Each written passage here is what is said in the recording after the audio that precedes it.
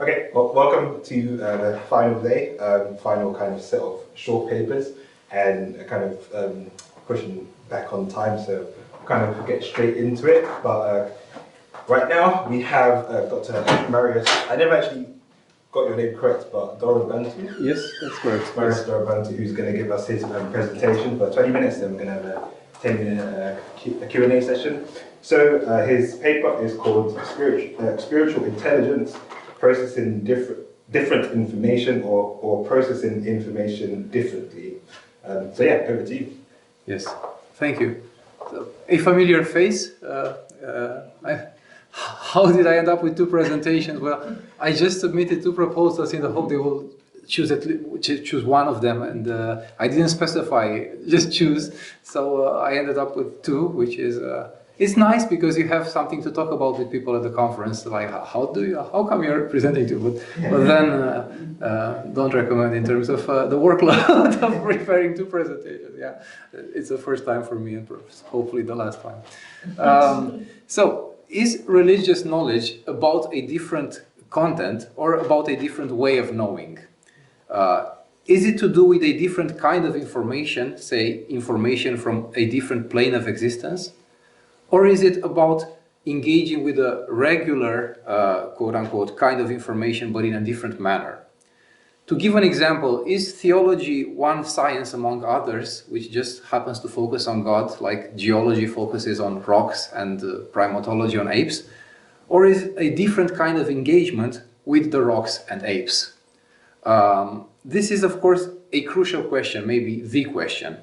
And whichever way we look at it, we are talking about an engagement with information. If we allow that most of the phenomena around us, from the rotation of galaxies to processes of life and to what happens in the human mind, all these things can be thought in terms of information processing, then what kind of information processing is characteristic of spiritual cognition? That's one of the questions I'm trying to deal with. Now, it depends, of course, what one means by information processing. There is, for example, a very simplistic version of this story, most probably wrong, which reduces everything to digital information processing. A theory that everything around us, everything in reality, can ultimately be decomposed into strings of ones and zeros. Sorry, I'm confusing the two devices that I should press. People who believe this usually also believe that we live in a computer simulation. If reality is digital, then our brains and minds must also be advanced forms of digital computers. So if reality is composed of zeros and ones, and if digital computers can do clever stuff by just manipulating zeros and ones, then perhaps this is what our brains are also doing. That was the computational theory of mind in the last century. So although appealing, this idea is historically only the last example in a long series of trying to understand the human mind in terms of the latest technology. So we were looking at the human mind as a mill, as a steam engine, as a telegraph, telephone switchboard, and now digital computers. I don't know how true this is, but I've heard that in the ancients were representing the mind in terms of catapults. I don't know exactly what the connection is there, but you get the idea. Well, the mind is probably something else or more than just a digital information processor. And this became obvious when people naively thought it was going to be easy to emulate it in digital computers.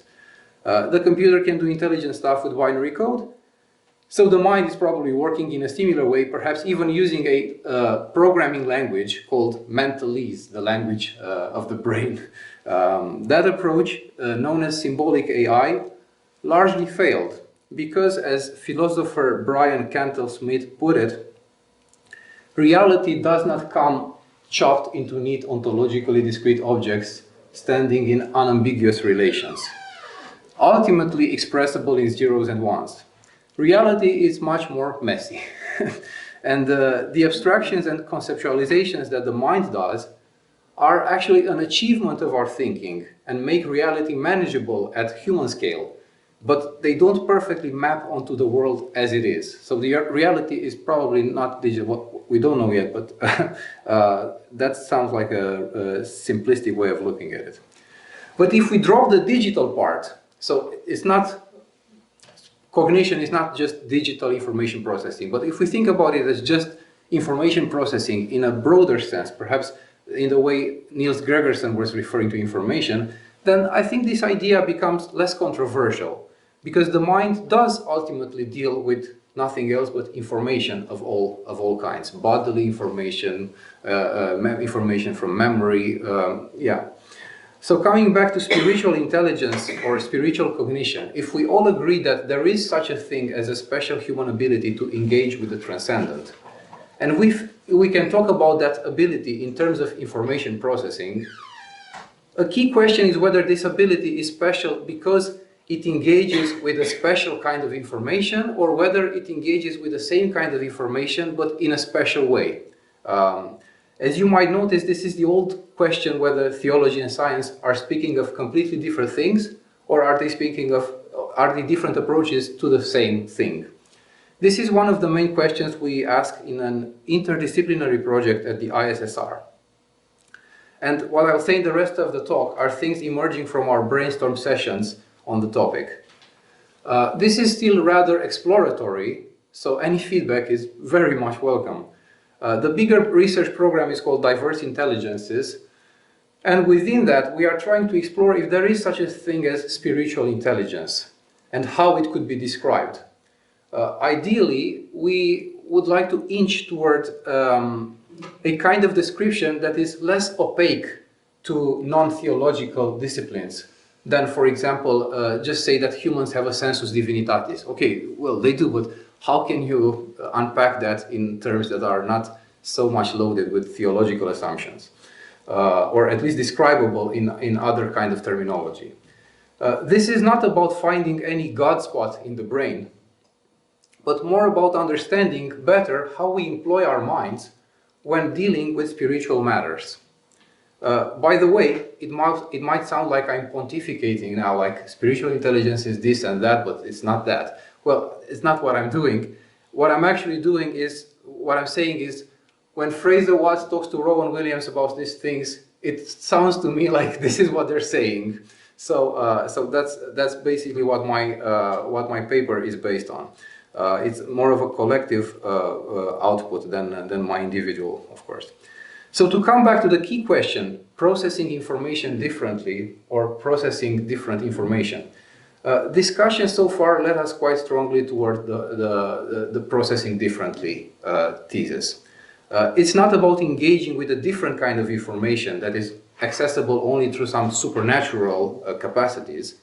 And it's certainly not the science of God in the sense of making God an object of study. We are not talking about a separate module of the mind either, or a special capacity that gets activated only when one is praying. Spiritual intelligence is more to do with a different way of engaging with information, both from the point of view of how the cognitive architecture is deployed, and in terms of the kind of attitudes and expectations and meanings that we ascribe to information. So also both how the mind works and how it feels to do those kind of things. It's discernibly distinct in both these ways, spiritual intelligence, that's the thesis.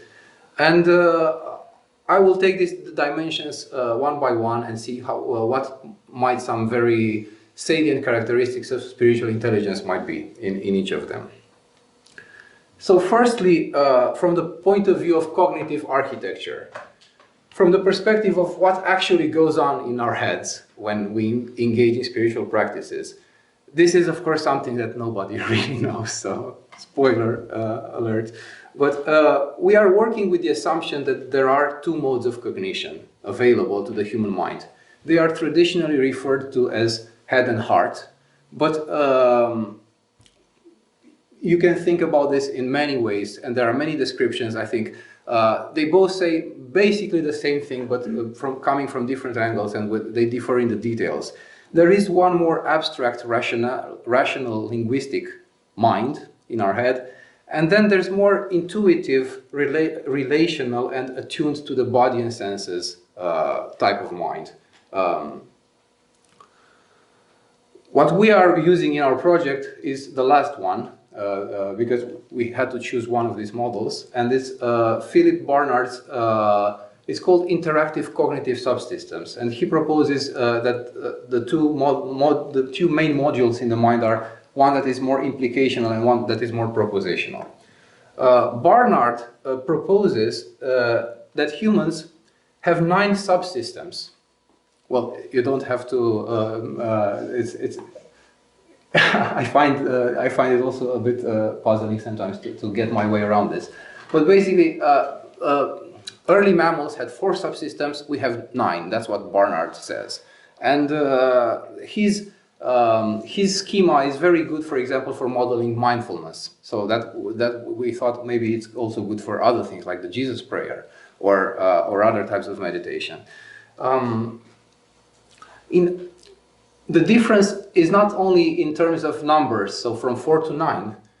Actually, all the non-human animals, even Barnard says that, for example, our closest cousins, the big apes, have 8 of these 8 subsystems. We have 9, but we don't have just an extra one. That extra one, which is the propositional, is another central subsystem. All the non-human animals, in his thesis, have this central mind connected to these effectors and sensorial and so on. What is very special about humans is that they don't only have one extra, but that extra is another core engine, let's say that. So we have these 2 engines. One is propositional and one is implicational. And the propositional one is special because it's not, as you may see here, is not directly related to the sensors. So the propositional mind, for example, it does not have direct access to the body. Its access to bodily information is always mediated through that implicational. And that makes a little bit of sense if you think about it. Well, long story short, as you might know, Ian McGilchrist, the neuroscientist, argues that there is an over-reliance on the propositional kind of mind. This is the disease of our age. We are so much obsessed with the rational and linguistic type of mind, and we kind of neglected the implicational one. And you can see this as how intelligence in our society came to be synonym with that particular type of intelligence. That is what we measure by IQ, the propositional. That is what we try to instantiate in machines. It's not the more intuitive, fluid kind of cognition. And this is alienating us. That's McGilchrist's thesis in The Master and the Emissary. The emissary is usurping the power of the master. The left brain has taken over from the right brain, or if you put it in this way, the propositional is usurping the place of the implicational. And we think that spiritual practices have a way of rebalancing that. It's not that in spiritual practices you only use this more animal type of mind, implicational. No, that's not the thesis. The thesis is that in spiritual practices there's a healthy rebalancing of that, and the propositional is recruited to work for the implicational. The hierarchy is a little bit reversed, but you need both of them. Spiritual practices involve a more coordinated use of the cognitive architecture. So you also need the proposition. For example, when you reflect rationally on what happened there, when you meditated, and you abstract from that, and you create theology, right? Reflection on what happened, and that also gets fed back into the loop when the next time you are praying, and so on. So it's not just that the praying is something that completely escapes the proposition. We pray with words. The Jesus prayer is a repetition, and other types of mantra type meditations involve the propositional. It's just that the propositional is not the most prominent module involved there. It's the more phylogenetically older one that is doing the hard work. And the result is a shift toward a mode of cognition that focuses more on patterns and relationship rather than entities. To be spiritually intelligent, thus, might entail a harmonious collaboration between those two minds, with a reprioritization of this more intuitive and more body-related mode of cognition. Another feature of spiritual intelligence is a slowness in processing information. Harris Wiseman argues in a forthcoming paper in Zygon that spiritual intelligence is a way of slow knowing. This is different from Kahneman's fastest law. It's actually the opposite. He thinks that slow knowing leads to a stabilization of the focus of attention. So rather than moving quickly from one thing to another, it's a way of stabilizing your focus. The body is absolutely crucial in this because thinking slowly also implies slowing your body down. And this is very much promoted in practices like prayer or meditation. The scope of one's awareness can be opened to perceive a broader set of meaning-laden information. So we perceive different levels of meaning, not just intellectual, but also several bodily perceived meanings. A more grounded state of mind helps one see past one's usual habits of thinking, which is essential for what we call spiritual intelligence. Wiseman extends this timeline for spiritual intelligence to lifetime scale, so it's actually a lifelong wrestling with perplexity, in which the relational nature of one's engagement with knowledge and meaning is what matters more than the content of that knowledge. This is a good segue into the second type of features of spiritual intelligence, those that relate to how spiritual intelligence engages differently with information. So spiritual intelligence does not neatly fit into the paradigm of intelligence as problem solving, which is almost taken for granted in the study of animal and artificial intelligence. You've heard that before. This is what intelligence is, problem solving. We think that intelligence in general and spiritual intelligence in particular is not only about problem solving, but also about finding and defining what problems to solve in the first place. The same goes for intelligence as pattern recognition. It is not only about recognizing patterns, but also a discernment of the kind of patterns that is good to recognize. Because, for example, schizophrenia is also about seeing too many patterns, actually, where they should not be. And biological intelligences are very good at breaking down the world into problems. And this is usually dictated by their survival and reproduction needs. AI is not very good at that yet, perhaps precisely because it seems to lack that intrinsic aboutness or intentionality that Andrew Robinson was talking about. AI is super competent at solving problems that are in advance defined by its human programmers. The different way in which humans engage with problems as compared to AI may also have to do with seeing infinite games where AI sees finite games. This is a metaphor from game theory. As it goes, one doesn't win at relationships.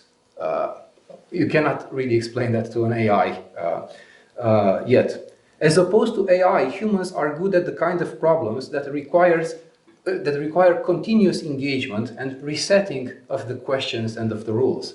AI solves a problem through computation upon a very limited and usually unimodal set of data. And this solution to a problem is considered as completion. But this approach completely misses the issue of engagement, which is never complete, at least in the human world. And most problems are not of a mathematical nature, where you solve a problem and that's it, you move on. It's that many problems need a continuous engagement, and spiritual intelligence might thus entail refraining from trying to solve problems for a while, and instead just attend intelligently to and perceptively to how things actually are. Spiritual intelligence also implies learning to see things differently. This can manifest as an ontological reframing, for example, taking God's perspective, taking God's eye.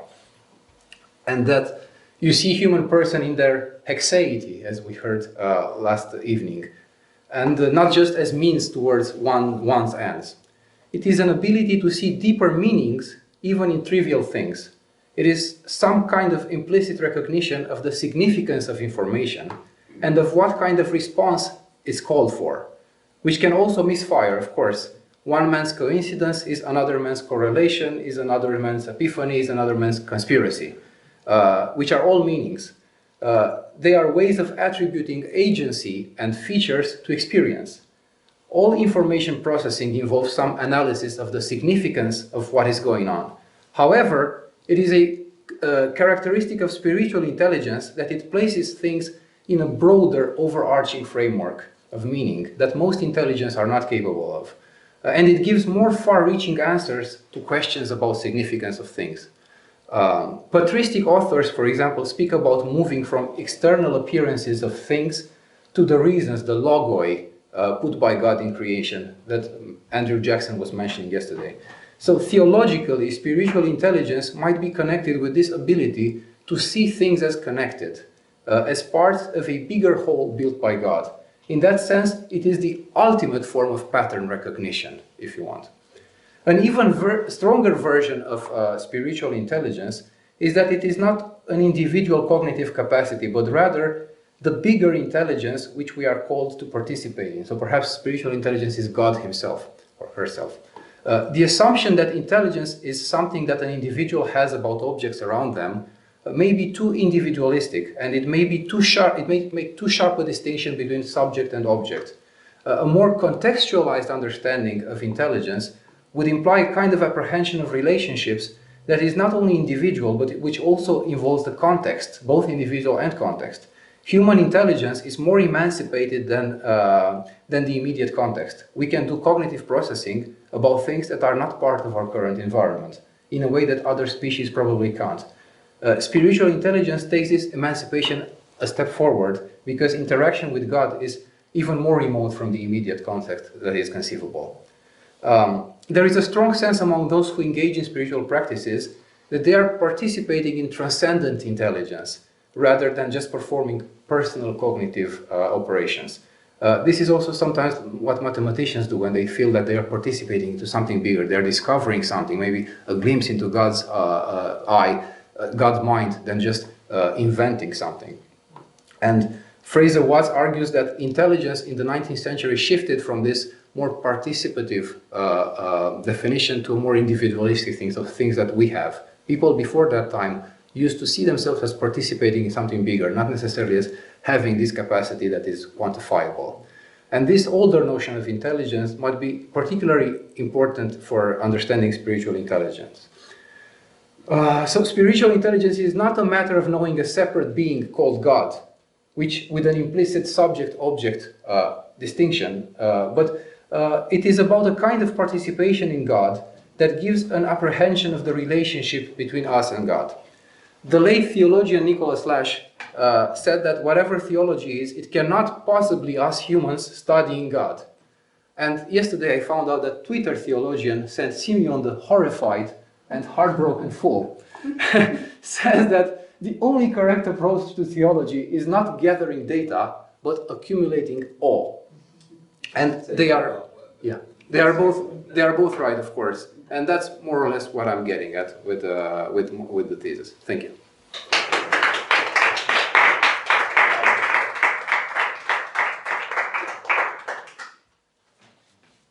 All right. So we have about 5 minutes left for. Went a bit over time, right? Say again? You went a bit over time? Yeah. Yeah, about 3 minutes there, so because we started time a bit late. So a couple of questions, 5 minutes left. So let's start by Jim. Thanks. I'm really fascinated by all of this. I've got a question on the outcomes of your work with ISSR and that project there. So I do a lot of training on the ground on spiritual healing, mostly based on the work of Fraser Watts and Sarah Coakley. So it's really high level stuff. My job at this point is to translate it down to ordinary people on the ground. So we do a whole course on Christian healing, but we've begun to start with epistemology. We don't call it epistemology, but that's what we teach. How do you know stuff? And honestly, it's just blown away the whole course, because I've got people who are in their 70s saying, I've never thought about this. When you begin to list, you can learn through books, you've got your own experiences, you've got your history, you've got your community, your experience of love, experience of suffering, all information sources.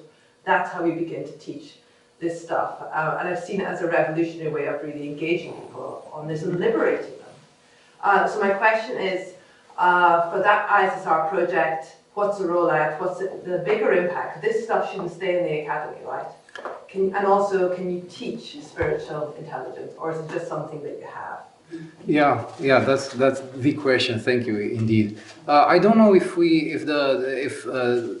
there is a plan output in a more popular version. I'm sure Fraser Watts thinks about this because he usually is very good at speaking at also at various levels. So not only the high level.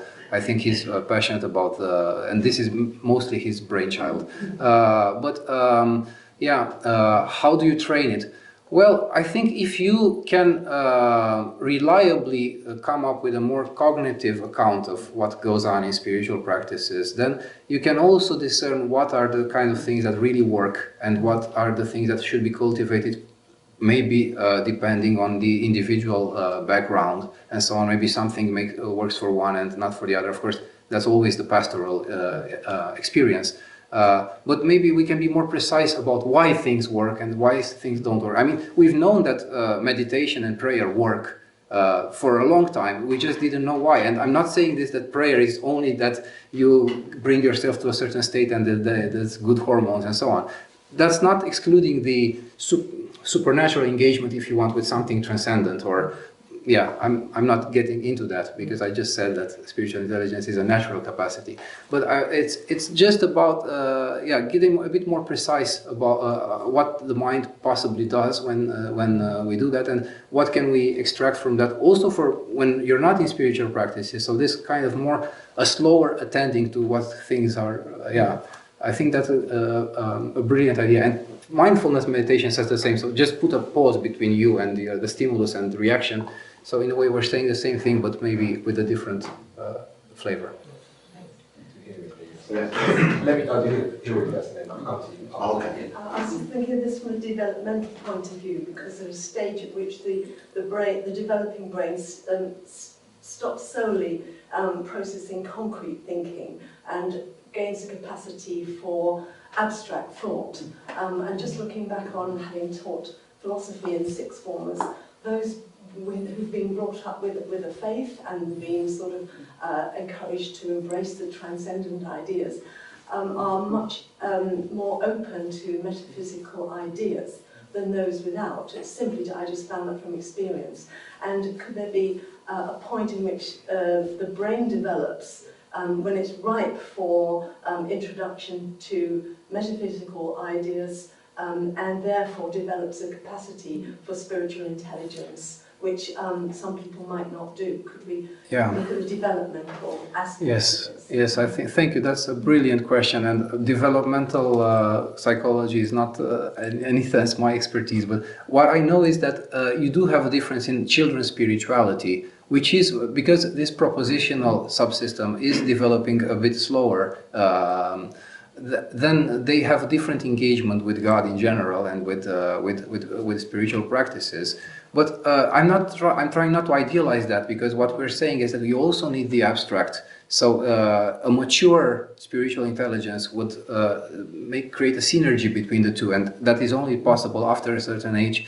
And maybe that is not possible, as you mentioned, in some people who never develop those capacities to the fullest because of all kinds of disabilities. So it is interesting what an account of spiritual intelligence might be for them. But just as from the top of my head, I would say that this is quite encouraging because it democratizes spiritual intelligence. It's not just about some special mystics or prophets who are chosen, and it's something that we all have and we can all cultivate to a certain extent. So it takes a little bit of this glamour, but which was also a bit counterproductive for some people who just thought, well, I'm not ever gonna have those kind of experiences.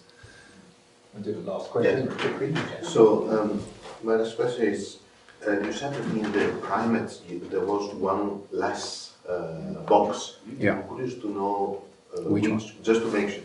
And second, very quickly, is when we they have made some experiment that when we pray to God, sometimes they have seen that the same area in the brain are used when we interact with another person.